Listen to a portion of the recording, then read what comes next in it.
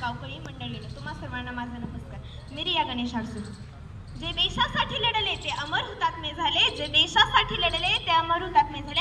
अशा या अखंडपणे सुरू असलेल्या लढ्यात ज्यांनी आपले बलिदान दिले त्या मी महावीरांना कोटी कोटी प्रणाम करते. इतिहास घडवणारी माणसं इतिहास कधी घडू शकत नाही. इतिहास घडवणारी माणसं इतिहास कधी विसरू शकत नाही आणि इतिहास विसरणारी माणसं इतिहास कधी घडू शकत नाही. इतिहास विसरणारी माणसं इतिहास कधी घडू शकत नाही. अशा या मराठवाड्यातील जनतेतील लोकांचं साहस अदम्य निर्धारातील पोलादी छातीने हा लढा उभा केला. तो लढा म्हणजे मराठवाडा मुक्तीसंग्राम लढा.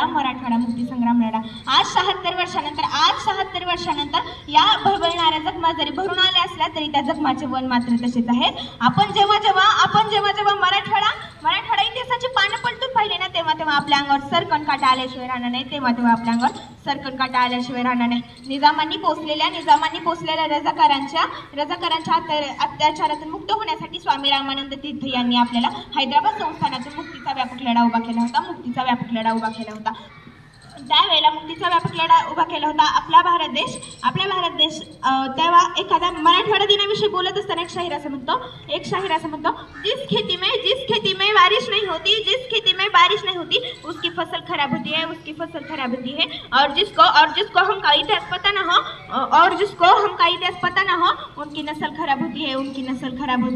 गोदामाई नित्य वाहते स्वच्छ शीतल पाणी संत महंतांच्या ओठातून गुंजते वीरतेचे गाणी. संत महंतांच्या ओठातून गुंजते वीरतेचे गाणी. संघर्षातून मशाला पेटवी हा मराठवाडा माझा. अहो 17 सप्टेंबर आपल्याला हा दिवस कधी पाहायला मिळाला? 17 सप्टेंबर या दिवशी. 17 सप्टेंबर हा दिवस आपल्यासाठी खरंच भाग्याचा ठरला. या दिवशी निजामाच्या जुलमीतून आपण मुक्त झालो होतो.